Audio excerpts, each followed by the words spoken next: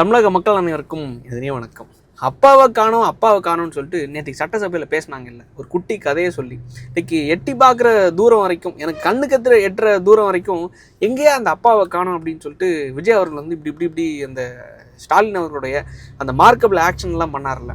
ஆக்சுவலாக அந்த விஷயத்தையே வெளியே வந்து உதயநிதி அவர்கள் என்ன பேசியிருந்தார், லைக் ரீல்ஸுக்காக பேசுகிறாங்க, கண்டென்ட்டுக்காக பேசுகிறாங்க, சினிமா ஷூட்டிங் மாதிரியே பேசுகிறாங்க அப்படின்னு சொல்லிட்டு திமுக காரங்க எல்லாருமே ஸ்டாலின் அவர்கள் இப்படி பேசின உடனே எப்படி நீங்கள் வந்து இப்படி பேசலாம் அப்படின்னு சொல்லிட்டு அப்பாவுக்கான சொல்லி இப்படி பேசலாம்னு சொல்லிட்டு ஒருத்தர் வந்து அன்பானந்தன் அறிவிப்பன்னு சொல்லிட்டு ஒருத்தர் டிஎம்கேவோட, அதாவது ஜென்சி அந்த மீட்டப் இருக்குல்ல, ஆக்சுவலாக இன்னைக்கு காலையிலேருந்தே கனிமொழி அவர்கள், உதயநிதி ஸ்டாலின் அவர்கள், டிஎம்கேவோட ஐடிவிங் ஒட்டு மொத்தமாக நியூஸில் எல்லாமே போட்டிருந்தாங்க.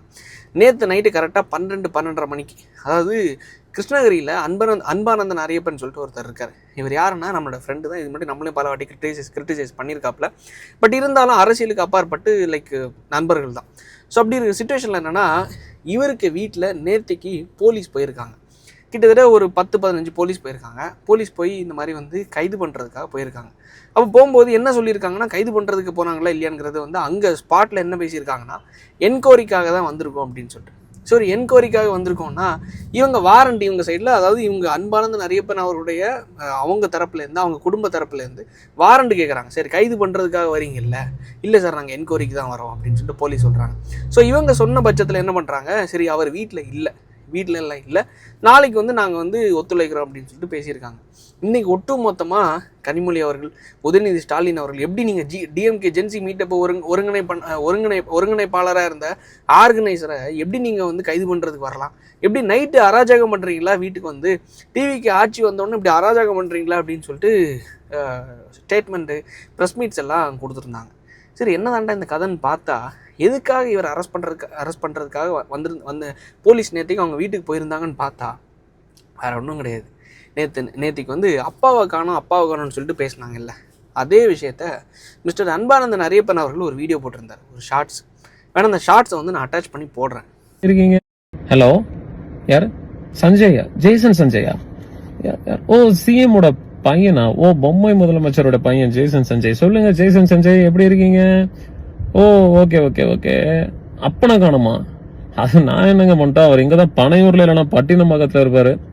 பட்டினமாக்கம் போனா பார்க்க விட மாட்டேங்கிறாங்க. அட என்னங்க பண்றது, 4 மணிக்கு மேல நடிகைகளோட ஜாலியா உல்லாசமா இருக்காரு. உங்க அப்பா பெத்த மகனுக்கு இடம் இல்லையா?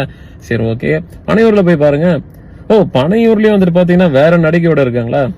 என்னங்க பண்றது, எனக்கு புரியல. அம்மாக்கு நீதி வேணுமா? ஓ, கணவனை தேடும் மனைவி. ஓ மை காட், என்ன சஞ்சய் பண்றது? இந்த மாதிரி ஒரு கேவலமான மனித பிறவியை தான் உங்க அப்பனை இந்த தமிழ்நாட்டுக்கு முதலமைச்சர் ஆக்கியிருக்காங்க. இந்த மாதிரி எங்களுக்கு நக்கல் நையாண்டியெல்லாம் பண்ண தெரியும், பார்த்து தெரிஞ்சுக்கோங்க. இதில் நான் ஒரே ஒரு கேள்வி கேட்குறேன். போன ஆட்சியில் நம்ம எவ்வளோ விஷயம் வந்து அட்டாக் பண்ணி பேசியிருக்கோம். டிஎம்கே கவர்மெண்ட் இது சரியில்லை, ஸ்டாலின் அவர்கள் பொம்மை முதலமைச்சராக இருக்கார், உதயநிதி ஸ்டாலின் அவர்கள் வந்து மன்னர் ஆட்சி அங்கே நடந்துட்டு இருக்கு, அவர் வந்து துணை முதலமைச்சர் ஆகிட்டாங்க, விளையாட்டுத்துறை அமைச்சரை தாண்டி துணை முதலமைச்சராக ஆக்கிட்டாங்க, என்னையா ஆட்சி பண்ணிட்டு இருக்கீங்க? எங்கே பார்த்தாலும் கிட்னி பிரச்சனை நடக்குது, கொலைகாரங்களுக்கு நீங்கள் வந்து சீட்டு கொடுத்துருக்கீங்க, கொலைகாரங்களோட குடும்பத்துக்கு நீங்கள் சீட்டு கொடுத்துருக்கீங்க, பாலியல் அத்துமீறல் பண்ணவங்களுக்கு இப்படி சீட்டு கொடுத்துருக்கீங்க, மலைகளையும் கனிமங்களையும் சுரண்டவங்களுக்கு நீங்கள் திருப்பி சீட்டு கொடுக்க போறீங்களா, அவங்கள அமைச்சரவையில் வச்சிருக்க போறீங்களா அப்படின்னு சொல்லிட்டு என்னென்னமோ பேசணும். ஆனால் உண்மையிலேயே இந்த மாதிரி கைது நடவடிக்கைகள், இந்த மாதிரி வீட்டுக்கு போலீஸ் வந்து அராஜகம், லாஸ்ட்டாக அந்த ஆட்சி முடியும் போது இந்த போன மாதம் மே மாதம் 3ஆம் தேதி வீட்டில் ஒரு பிரச்சனை நடந்துச்சு. அதுக்கும் திமுகவுக்கும் சம்மந்தம் இல்லை.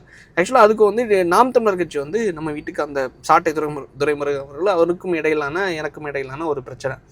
ஸோ அதனால தான் வீட்டுக்கு வந்தாங்க. ஆனால் எவ்வளோ பேசினதுக்கப்புறமாவும் திமுக வந்தாங்களான்னு கேட்டால், பர்டிகுலராக பர்சனலாக மனோ தங்கராஜ் அவர்கள் என் வீட்டுக்கு லீகல் நோட்டீஸ் அனுப்பிச்சு விட்டார். ஆனால் அதை தாண்டி இந்த மாதிரி பிரச்சனைகள், நைட்டு போலீஸ் வந்தது, இந்த மாதிரி ஒரு சிச்சுவேஷன் இருந்துச்சான்னு கேட்டால் கிடையாது. ஆனால் உண்மையிலே இதுக்கு இந்த மாதிரி பேசணும்னு கேட்டால், உண்மையிலேயே யாராக இருந்தாலும் சரி, நானாக இருந்தாலும் சரி, நீங்களாக இருந்தாலும் சரி, முதலமைச்சராக இருந்தாலும் சரி, பிலோ த பெல்ட் போகும்போது கோவம் வரதான் செய்யும்.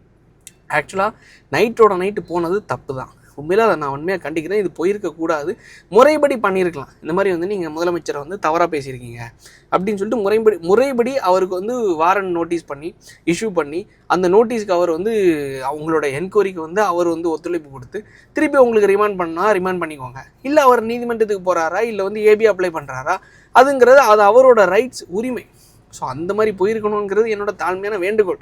காரணம் என்னென்னா, போன ஆட்சியில் அந்த அப்பேற்பட்ட ஆட்சியிலையும் அவ்வளோ பேசும்போதும் நம்ம எல்லாம் கைது செய்யப்பட்டோமா அப்படின்னு கேட்டால், வீட்டுக்கு போலீஸ் வந்தாங்களான்னு கேட்டால் அந்தளவுக்கு உண்மையிலே இல்லை. ஆனால் திருப்பியும் சொல்கிறேன், ஆனால் பிலோ த பெல்ட் யார் பேசினாலும் சரி, நான் ஒன்று கேட்குறேன். உதயநிதி ஸ்டாலின் அவர்கள் இந்த பொம்பளைங்க கூட எல்லாம் இருக்காங்க, இந்த லேடிஸ் கூட எல்லாம் இருக்காங்க. 6 மணிக்கு ஆனால் உதயநிதி ஸ்டாலின் அவர்கள் இந்த லேடிஸ் கூட தான் ஃபுல்லாக இருக்காங்கப்பா. ஸ்டாலின் அவர்கள் ஃபுல்லுமே 6 மணிக்கு மேலேயே அவரை பிடிக்கவே முடியாது. ஃபுல்லாக பப்பில் தான் சுற்றிட்டு இருக்காரு, சரக்கு போட்டுட்டு தான் ஃபுல்லாக இப்படி இருக்கார். ஃபுல்லாக அவருக்கு வேலையே பொம்பளை பொம்பளை பொம்பளை தான் அப்படின்னு சொல்லிட்டு பேசும்போது உண்மையிலே சும்மா இருப்பாங்களா என்ன? இவர் ஊழல் பண்ணியிருக்காரு. இந்த ஊழல் பண்ணுறது மூலமாக இவர் வந்து இந்த படத்தை தயாரிச்சிருக்காரு. படத்தை தயாரித்தது மூலமாக லாபம் வந்திருக்கு. இது அவங்க காசா இல்லை அவங்க அப்பா வீட்டு காசா? இல்லை இந்த எப்படி இன்பநிதி ஸ்டாலின் அவர்களுக்கு 2 கோடி ரூபாய் கார் வாங்குறதுக்கு முடிஞ்சிச்சு? எப்படி அவரை வந்து இந்த மாதிரி ரெட்ஜெட் நிறுவனத்துக்கு 22வது வயசுலேயே சிஇஓவாக நீங்கள் போடுறீங்க? எப்படி ஒரு இன்பநிதி ஸ்டாலின் அவர்களுக்கு அவர் வந்து 22 வயசான இளைஞருக்கு இப்போ ஏற்பட்ட படத்தை எடுக்க முடியுதுன்னு சொல்லிட்டு அதெல்லாம் நம்ம கேள்வி கேட்டோம். எப்படி ஒரு ஒரு ஒரு திமுக எம்எல்ஏவால் இப்போ ஏற்பட்ட அதிகார ஒரு ஒட்டுமொத்தமாக அதிகார மையம் அவங்களுக்காக இருக்குது அப்படின்னு சொல்லிட்டு ஒட்டுமொத்த பள்ளிப்பாளையம் மக்களுடைய கிட்னியை எப்படி முறைகேடாக அவங்களால எந்த தைரியத்தில் எடுக்க முடிஞ்சிச்சு அப்படின்னு சொல்லிட்டு அந்த கேள்விகளையும் கேட்டோம். இது எல்லாமே ஆக்கப்பூர்வ கேள்விகள். ஆனால் இந்த டிவிக்கு ஆட்சி அமைஞ்சதுக்கப்புறமா உண்மையில சொல்கிறேன், opposition parties DMK, ADMK, BJP எந்த கட்சிக்காரங்களுக்கும் எந்த ஒரு ஸ்பீக்கர்ஸுக்கும் இவங்க மேலே ஒரு மரியாதை இல்லை. பயம்லாம் வேணாங்கய்யா, யாருக்குமே பயமே வேணாம். மரியாதைங்கிறது இருக்குல்ல, honourable chief minister, honourable minister, honourable MLA, எல்லாருக்கும் ஒரு மரியாதை, மதிப்பிற்கும் மரியாதைக்குரிய முதலமைச்சர், மதிப்பிற்கும் மரியாதைக்குரிய துணை முதலமைச்சர், இல்லை அமைச்சருங்கிற ஒரு பதவி இருக்குல்ல. மக்கள் பிரதிநிதிகள் தானே, மக்கள் தானே அவங்களுக்கு ஓட்டு போட்டு ஜெயிக்க வச்சாங்க. ஜெயிக்க வச்சு முதலமைச்சராக மக்கள் மனசார ஓட்டு போட்டு தான் அவங்க ஜெயிக்க வச்சு உட்கார வச்சுருக்காங்க. ஸோ அவங்கள கிரிட்டிசைஸ் பண்ணும்போது உண்மையிலே நம்ம என்னைக்காவது ஒரு இடத்துலையாச்சும் தகாத முறையில் இந்த பாருங்க, இவர் வந்து இந்த பொம்பளை கூட இருந்தார், இந்த பொம்பளை கூட நைட்டு ஃபுல்லாக அவர் கூட தான் இருக்கார், இந்த பிள்ளைங்களை அவர் குடும்பத்தில் யாருமே பார்த்துக்கிறது கிடையாது அப்படின்னு சொல்லிட்டு நம்ம பேசும்போது உண்மையிலே அரசாக இருந்தாலும் யாராக இருந்தாலும் பர்சனல் வெஞ்சன்ஸ் இருக்க தான் செய்யும். என்னடா நம்ம குடும்ப பிரச்சனை இப்படி போய் பேசிகிட்டு இருக்கான். சரி ஓகே, உண்மையிலே நேத்திக்கு வந்து அந்த விஷயம் ஒன்று வந்துச்சுல்ல, என்னடா இந்த ஃபோட்டோ வரலையான்னு சொல்லிட்டு பார்த்தோம். த்ரிஷா அவர்கள் ஒரு புகைப்படத்தை போட்டு விட்டாப்புல, இந்த மாதிரி அவங்க 2 பேருமே சேர்ந்து கேக் வெட்டுற மாதிரி. உண்மையிலே அது வந்து தேவையற்ற ஒரு விஷயந்தான். உண்மையில் நேற்றுக்கு நம்ம அந்த சட்டசபையில் நடந்த நிகழ்வை பற்றி பேசணும், ஃபயர் விட்டோம், என்னென்னமோ பேசணும். உண்மையிலே எல்லாரையும் சட்டசபை லைவை பார்க்க வைக்கிற அளவுக்கு என்டர்டைன்மெண்ட்டாக சூப்பராக கொண்டு போயிருக்காரு முதலமைச்சர் அப்படின்னு சொல்லிட்டு நல்லா தான் பேசணும். நைட்டு வந்துச்சு பாருங்க ஒரு புகைப்படம், த்ரிஷா அவர்களும் முதலமைச்சர் விஜய் அவர்களும் சேர்ந்து கேக் வெட்டுற மாதிரி. உண்மையிலேயே தவிர்த்து இருக்கலாம். நான் ஏன் சொல்கிறேன்னா, இவங்க எல்லாருக்குமே தீனி போட்ட ஒரு விஷயமா மாறிடுச்சு, எதிர்கட்சிகள் எல்லாருக்குமே. அவ்வளோ தூரம் நம்ம பேசி ஃபயர் விட்டு வந்தோம், டக்குன்னு வந்த உடனே பேச முடியல. ஆனால் அதுக்கு என்னென்ன கஷ்டப்பட்டு டிவிக்கு விர்ச்சுவல் வாரிசு வந்து முட்டு கொடுக்க பார்த்தாங்க. எங்கள் அண்ணங்கிட்ட இந்த கலர் சட்டையே கிடையாது, அது ப்ரோ, தயவு செஞ்சு அதை நம்பாதீங்க ப்ரோ அப்படின்னு சொல்லிட்டு. சட்டை கிடையாதுங்கிறது யாருக்குப்பா தெரியும்? ஸோ அவர் இந்த சட்டை போட்டிருக்காரா, அவருக்கு இந்த சட்டை இருக்காங்கிறது நமக்கு தேவையில்லை. ஸோ இந்த டைமில் அந்த ஃபோட்டோ தேவையான்னு கேட்டால் சத்தியமாக தேவை கிடையாது. அதை வச்சு தான் என்ன பேசியிருக்காங்க, இந்த மாதிரி த்ரிஷாவு கூட இவங்க போயிருக்காங்க. 6 மணிக்கு மேலே இவருக்கு வேலையே த்ரிஷா கூட தான், 6 மணிக்கு மேலே இவரோட வேலையே கீர்த்தி சுரேஷ் கூட தான், 6 மணிக்கு மேலே இவருக்கு வேலையே பொம்பளைங்க கூட தான் அப்படின்னு சொல்லிட்டு பேசிட்டு ஜெய்சன் சஞ்சய் கூப்பிட்ற மாதிரி, எப்பா எங்கப்பா உங்கள் அப்பாவை காணுமா, உங்கள் அப்பா 6 மணிக்கு மேலே வீட்டிலே இருக்கிறது இல்லையா, ஒன்றி பனையூர் வீட்டில் இருப்பார், இல்லை பட்டினம்பாக்கம் வீட்டில் இருப்பாரியா, ஏதாவது நடிகைகள் கூட இருப்பாருன்னு சொல்லிட்டு பேசும்போது ஒரு முதலமைச்சர் இந்த அளவுக்கு கிரிட்டிசைஸ் பண்ண வேற ஒன்றும் இல்லை. போன திமுக ஆட்சியில் யாராவது ஒருத்தங்களாச்சும் முதலமைச்சர் ஸ்டாலின் அவர்கள், அதாவது முன்னாள் முதலமைச்சர் ஸ்டாலின் அவர்களை அந்த மாதிரி கிரிட்டிசைஸ் பண்ணி பார்த்துருக்கீங்களா? வீட்டில் உள்ளவங்களை பற்றி, வீட்டில் உள்ள பெண்களை பற்றி, வீட்டில் அவருக்கு அதுக்கு அடுத்தது என்ன வேணாலும் மேபி எக்ஸ்டர்னல் அஃபேர்ஸ் இருக்கலாம், அவருக்கு ஏதாவது பெண்கள் கூட உறவுகள் இருந்திருக்கலாம், இல்லாமல் கூட இருந்திருக்கலாம், எப்படி வேணாலும் இருந்திருக்கலாம், நமக்கு தெரியாது, அது நமக்கு தேவையும் கிடையாது, ஒருத்தவங்களோட பர்சனல். அந்த விஷயத்தை எடுத்து கண்டென்ட்டாக பேசி அதை வந்து நாங்கள் அப்பா, ஆக்சுவலாக அவர் எதுக்கு அப்பான்னு சொல்கிறாரு, யார் அவங்கள அப்பான்னு சொல்கிறதுக்கு சொன்னா? ஸ்டாலின் அவர்கள் தானே சொன்னார். எல்லாரும் தமிழ்நாட்டில் இருக்கக்கூடிய எல்லா மாணவ மாணவிகளும் என்னை வந்து ஆசையாக அப்பான்னு கூப்பிடுங்க, அப்பான்னு கூப்பிட்றதுக்கு ஆசைப்படுறாங்க அப்படின்னு சொல்லிட்டு. ஸோ அப்போ அந்த அப்பாங்கிறது யார்? முதலமைச்சர் ஸ்டாலின் அவர்கள். கரெக்டாக அவர் தான் சொல்கிறாரு என்னை அப்பான்னு கூப்பிடுங்க அப்படின்னு சொல்லிட்டு. ஸோ சொன்னவர் தான் இவர் என்ன சொல்கிறாரு, இங்கே எனக்கு கண்ணு கெட்டுற தூரம் வரைக்கும் அப்பாவை காணோன்னு சொல்லிட்டு விஜய் அவர்கள் சொல்கிறாரு. கரெக்டு தானே?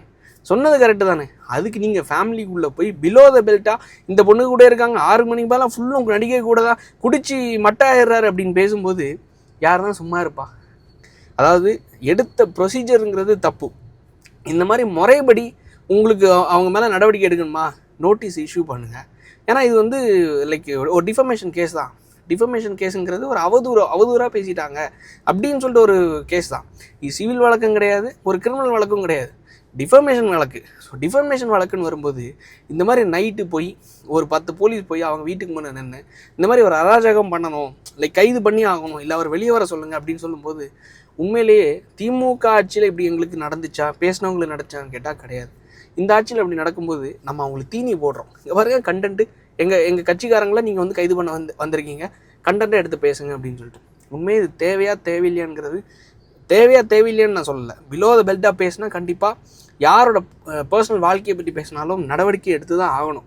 ஆனால் இது முறைப்படி பண்ணியிருக்காங்களா இல்லையான்னு கேட்டால் கிடையாது. ஸோ என்னோட கருத்தை நான் சொல்லிட்டேன். மக்கள் உங்களோட கருத்துக்களை தயவு செஞ்சு கமெண்ட்ஸில் சொல்லுங்கள்.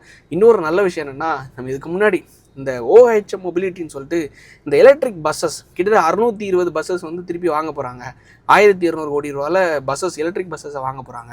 இதுக்கு முன்னாடி டிஎம்கேயோட ஆட்சியில் 2025 வருஷம் ஜனவரி மாதம் 21 மாதம் 1ஆம் தேதி 21 நான் நினைக்கிறேன், கரெக்டாக ஐம் நாட் ஷூர், அதை மட்டும் கிளியர் பண்ணிக்கிறேன். ஆனால் 2025 வருஷம் ஜனவரி மாதம் என்ன பண்ணுறாங்க, 120 புது எலக்ட்ரிக் பஸ்ஸஸை வந்து ஐயா ஸ்டாலின் அவர்கள் வந்து வாங்கி இஷ்யூ பண்ணுறாரு. நானும் சொல்லியிருந்தேன், இது வந்து நம்ம கவர்மெண்ட் பஸ்ஸஸ் கிடையாதுப்பா, இது வந்து அசோக் லேலண்ட் கம்பெனி வந்து 12 வருஷத்துக்கு கான்ட்ராக்ட் போட்டு நம்ம தமிழ்நாடு கவர்மெண்ட் கூட, அதாவது MTC கூட கான்ட்ராக்ட் போட்டு பண்ணியிருக்காங்க. ஸோ கிரேட்டர் சென்னை கார்பரேஷனுக்கும் இவங்களுக்கும் அது ப்ரைவேட்டுக்கு கூட இருக்கக்கூடிய ஒரு கான்ட்ராக்ட். இந்த பஸ்ஸை இயக்குறது எல்லாமே ப்ரைவேட்டு தான் இதுக்கு லாபம் வருது, நம்மளுக்கு தினம் 7,000 ரூபாய் நஷ்டம் தான் வருது அப்படின்னு சொல்லிட்டு நான் ஒரு வீடியோவில் நான் பேசியிருந்தேன். இதுக்கு முன்னாடி போன வருஷமும் இந்த இந்த இந்த ப்ராஜெக்டை அவங்க லான்ச் பண்ணும்போது நம்ம பேசியிருந்தோம். 2 நாட்களுக்கு முன்னாடி இந்த இஷ்யூவை பற்றி பேசியிருந்தோம். இந்த மாதிரி வந்து மின்சாரத்துறை ஏன் போக்குவரத்து துறை வந்து நஷ்டத்தில் போகுது, போக்குவரத்து துறை நஷ்டத்துக்கு போகிறதுக்கான காரணம் இதுதான்.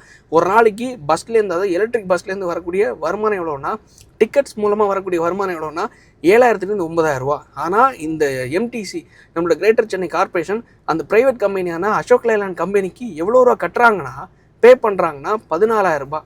அப்போ ஆவரேஜாக 7,000 ரூபாய் ஒரு நாளைக்கு ஒரு பஸ் மூலமாக நஷ்டம் ஆகுது. ஆனால் அந்த பஸ்ஸுக்கு உண்மையிலே 7,000 ரூபாய் எக்ஸ்ட்ரா நஷ்டம் ஆகிற அளவுக்கு தேவை இருக்கான்னு கேட்டால் கிடையாது. காரணம் என்ன, அது எல்லாமே எலக்ட்ரிக்கில் ஓடிட்டுருக்கு. சம்பளம் யாருக்கு, டிரைவருக்கும் கண்டக்டருக்கும் மட்டும்தான். அது தாண்டி சின்னதாக மெயின்டெனன்ஸ், அவ்வளோதான். ஸோ இந்த சின்ன விஷயத்துக்கு ஒரு மாதத்துக்கு 1,50,000 லட்ச ரூபா தான் சம்பளத்துக்கும் மெயின்டெனன்ஸுக்கும் தேவைப்படுது.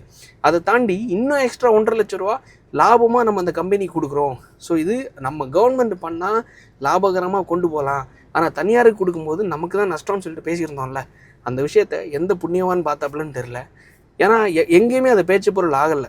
போன ஆட்சியில் போக்குவரத்து துறையாக இருந்த அமைச்சர் என்ன பேசியிருந்தார், அது போக்குவரத்து துறையில் நீங்கள் லாபமும் நஷ்டமும் பார்க்கக்கூடாது. காரணம் என்ன, அது வந்து மக்களோட சர்வீஸில் இருக்குது. ஸோ அவர் லாபம் வந்தாலும் நஷ்டம் வந்தாலும் நீங்கள் பார்க்கவே கூடாதுன்னு சொல்லியிருந்தார். அதுக்கு நம்ம ஒரு ரிப்ளை வீடியோவாக லாங் வீடியோவில் தான் யூடியூப்பில் பேசியிருந்தோம். எந்த புண்ணியவான் எந்த அரசு அதிகாரி பார்த்தாருங்கிறது எனக்கு தெரில. கரெக்டாக நேற்றுக்கு வந்து ஒரு டிசிஷன் எடுத்திருக்காங்க. அதாவது ப்ரைவேட் கம்பெனியான ஜெர்மன் நாட்டோட இன்வெஸ்ட்மெண்ட்டில் எடுக்கப்பட்ட அந்த 620 பஸ்ஸஸ் வாங்கப்படுற அந்த பஸ்ஸஸோட ஒட்டுமொத்த கான்ட்ராக்டையும் கேன்சல் பண்ணியிருக்காங்க. உண்மையிலே அது அரசு நடத்துச்சுன்னு வைங்களேன். ஒவ்வொரு பஸ்ஸு மூலமாக ஒரு மாதத்துக்கு 1,50,000 லட்ச ரூபா எக்ஸ்ட்ரா வருமானம் நம்ம தமிழ்நாடு கவர்மெண்ட்டுக்கு வரும். நஷ்டம் கிடையாது, எக்ஸ்ட்ரா வருமானம் நம்ம தமிழ்நாடு கவர்மெண்ட்டுக்கு வரும். அது நான் போட்ட கணக்கு, சும்மா உத்தேசமாக போட்ட கணக்குப்படி சும்மா ஒரு வெள்ளை பேப்பரில் ஒரு கணக்கு போட்டுன்னா, சிம்பிளாக சொல்கிறேன். ஒரு பஸ்ஸை இயக்குறதுக்கு ஒரு கண்டக்டருக்கு ஒரு மாதம் ஒரு 50,000 சம்பளம் கொடுப்பீங்களா, இல்லை ஒரு 40,000 ரூபா, ஒரு டிரைவருக்கு ஒரு 50,000 கொடுப்பீங்களா? 2 பேருக்கும் சேர்த்து 1,00,000 ரூபா வருதுன்னு வச்சுக்கோங்க. மெயின்டெனன்ஸுக்கு ஒரு 20,000 வருதுன்னு வச்சுக்கோங்களேன். 1,20,000 ரூபா, இல்லை 50ன்னு போடுங்க, 1,50,000 லட்ச ரூபா வருதுன்னு வச்சுக்கோங்க. ஒரு நாளைக்கு அந்த பஸ் மூலமாக வரக்கூடிய வருமானம் எவ்வளோ தெரியுமா? அவங்க கொடுத்த கணக்கு எவ்வளோன்னா 7,000 9,000 ரூபா. 7,000ன்னு போடுங்க, 10 நாள் 70,000 ரூபா, 20 நாள் எவ்வளோ, 1,40,000 ரூபா, 30 நாள் போடுங்க, 2,10,000 ரூபா. 2,10,000 ரூபானா ஒரு மாதத்துக்கு கிட்டத்தட்ட ஒரு பஸ் மூலமாக ஒரு 60,000 70,000 பஸ் லாபம் வருது இல்லை? 60,000 லாபம் வர்றதுங்கிறது நான் குறைந்தபட்ச கணக்காக தான் நான் சொல்கிறேன். ஸோ இப்படி இருக்கிற சுச்சுவேஷனில் தமிழ்நாடு கவர்மெண்ட் அந்த கான்ட்ராக்டை கேன்சல் பண்ணி திருப்பி அதை நடத்துவாங்க, இவங்களாம் நடத்துவாங்கிறது நான் விரும்புகிறேன். ஸோ அப்போ தான் ஒரு லாபகரமான ஒரு டிபார்ட்மெண்ட்டாக அதை கொண்டு போக முடியும் அப்படிங்கிறதையும் நானும் நம்புகிறேன்.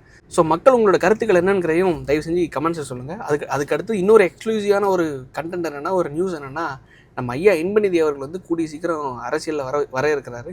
காரணம் என்னென்னா, நேற்றுக்கு வந்து சட்டசபையில் அவர் பேசினார்ல விஜய் அவர்கள், இன்றைக்கி வந்து அப்பாங்கிற விஷயம், அந்த விஷயத்தை கோட் பண்ணி ஒரு வீடியோ போட்டு ஒரு மியூசிக் போட்டு அவர் வந்து ஒரு நியூஸ் கார்டெல்லாம் போட்டிருந்தார். புதுசாக அரசியலுக்குள்ளே வந்திருக்கார். இது வரைக்கும் ரவுடி டைம், நாய் கூட இருந்தது, பல பந்து விளையாடின ஷோ பண்ணிகிட்டு இருந்தது, வெளிநாடுகளில் ஃபுட்பால் விளையாடுறது, அப்பேற்பட்ட ஃபோட்டோக்களை மட்டும் போட்டுட்டு இருந்த மிஸ்டர் இன்பநிதி அவர்கள் புதியதாக இன்றைக்கி வந்து ஜென்சி களத்துக்குள்ளே வர இருக்கிறார். நான் இதுக்கு முன்னாடி சொல்லியிருந்தேன், இந்த ஜென்சி டிஎம்கே என்ற ஒரு இயக்கத்தை, இந்த இந்த இந்த இனிஷியேட்டிவை ஏன் டிஎம்கே 5 பேர் மட்டும் சேர்ந்து ஆரம்பித்த ஒரு விஷயம்தான், ப்ரோக்ராம் தான் இந்த ஜென்சி டிஎம்கே. ஆக்சுவலாக நான் இதுக்கு முன்னாடி சொல்லியிருந்தேன்ல, டிஎம்கே சார் தான் அன்பானந்த நரிப்பன் என்ற நபர் தான் இதோட ஆர்கனைசர். ஸோ இவங்க ஒரு 5 பேர் சேர்ந்து தான் இதை வந்து இனிஷியேட்டிவ் ஆரம்பிச்சிருக்காங்க. ஆனால் டிஎம்கே இதை வந்து ஒட்டுமொத்தமாக மாவட்டமாக எடுத்து கொண்டு போயிட்டாங்க.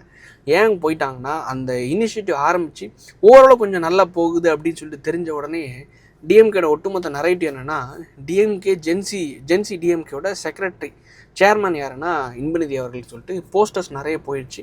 அந்த போஸ்டர்ஸை பற்றி நம்ம பேசியிருந்தோம். இந்த மாதிரி வந்து நரேட்டிவ் செட் பண்ணுறாங்க, இனிமேல் வந்து ஜென்சி டிஎம்கேவோட செக்ரட்டரி இது எல்லாத்தையுமே இயக்குறது, அடுத்த கட்டத்துக்கு கொண்டு போகிறது எல்லாமே இன்பநிதி அவர்கள் தான் அப்படின்னு சொல்லிட்டு நம்மளும் பேசியிருந்தோம்.